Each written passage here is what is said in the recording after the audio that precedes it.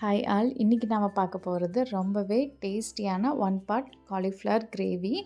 சின்னவங்கலேருந்து பெரியவங்க வரைக்கும் சில வெஜிடபிள்ஸ் பிடிக்குங்க. அதில் இந்த காலிஃப்ளவர் பொட்டேட்டோ இதெல்லாமே அடங்கும். ரொம்பவே ஈஸி அண்டு சிம்பிளாக இதை நம்ம செஞ்சிடலாம். சப்பாத்தி, இட்லி, தோசை, ரைஸ் எல்லாத்துக்குமே நீங்கள் இதை சைட் டிஷ்ஷாக யூஸ் பண்ணிக்கலாம். காலிஃப்ளவரில் கட் பண்ணும் போது சின்ன சின்னதாக க்ரீன் கலரில் புழு இருக்கும். ஸோ தட் அதை நீங்கள் நல்லா பார்த்து கட் பண்ணிக்கோங்க. அண்டு சில வெஜிடபிள்ஸில் நிறைய மருந்து அடித்து வளர்த்துவாங்க. அதில் இந்த காலிஃப்ளவர் ஒன்று. ஸோ நீங்கள் சுட தண்ணியில் உப்பும் மஞ்சப்பொடியும் போட்டு ஒரு 2 மினிட்ஸ் நல்லா கொதிக்க விட்டதுக்கப்புறம் எடுத்து வச்சுக்கோங்க. தென் இதுக்கு தேவையான இன்க்ரீடியன்ட்ஸ் பார்த்திங்கன்னா, இஞ்சி பூண்டு விழுது, கட் பண்ணி வச்சுருக்கிற வெங்காயம், தக்காளி, அது கூடவே ஹோல் ஸ்பைசஸ்.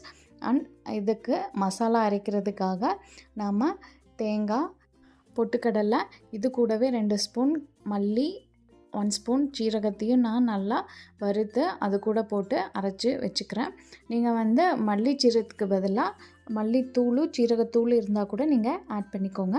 தென் இதை தாளிக்கிறதுக்காக குக்கரில் ஆயில், தென் நம்ம எடுத்து வச்சுருக்கிற ஹோல் ஸ்பைசஸ், ஆனியன், இது கூடவே ஜிஞ்சர் கார்லிக் பேஸ்ட்டை ஆட் பண்ணி அந்த பச்சை வாசனை போகிற வரைக்கும் நல்லா வதக்கிக்கோங்க. தென் தக்காளி ஆட் பண்ணிவிட்டு தக்காளி வணங்குறதுக்கான உப்பும் அது கூடவே மஞ்சத்தூளும் ஆட் பண்ணிவிட்டு நல்லா குழைவாக வதக்கிக்கோங்க. அதுக்கப்புறம் நாம் சுட தண்ணியில் போட்டு எடுத்து வச்சுருக்கிற காலிஃப்ளவரை நீங்கள் இது கூட ஆட் பண்ணிக்கோங்க. காலிஃப்ளவர்னாலே நிறைய பேர் 65 கோபி மஞ்சூரியன் இது தான் செய்வாங்க. நீங்கள் இந்த மாதிரி கிரேவியும் ஒன்ஸ் ட்ரை பண்ணி பாருங்கள். காலிஃப்ளவர் கூட நாம் அரைச்சி வச்சுருக்கிற அந்த க்ரௌண்ட் பேஸ்ட்டையும் ஆட் பண்ணிவிட்டு தேவையான அளவு தண்ணி, இது கூடவே 1 டேபிள் ஸ்பூன் வீட்டில் அரைச்ச மிளகா பொடி இருந்துச்சுன்னா அதையும் ஆட் பண்ணிவிட்டு குக்கர் மூடி போட்டு 2 விசில் விட்டு இறக்குனிங்கன்னா சூப்பரான காலிஃப்ளவர் கிரேவி ரெடி.